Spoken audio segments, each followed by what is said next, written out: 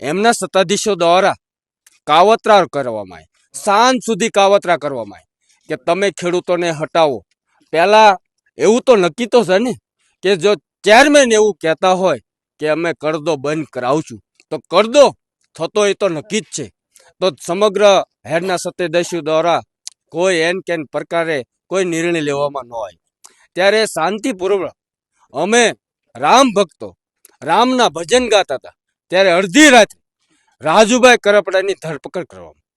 જ્યારે અમે પાકિસ્તાનમાંથી આવ્યા હોય એવી રીતે અમારી સાથે ખેડૂતો સાથે વર્તન કરવામાં આવ્યું. પણ અમે રાજુભાઈ સાથે છીએ.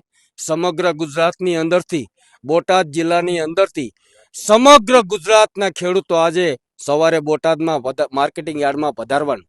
પણ અમે પોલીસ પ્રશાસનને પણ કહીએ છીએ કે તમે ખેડૂતના તાતને લાઠીચાર્જ ના કરો.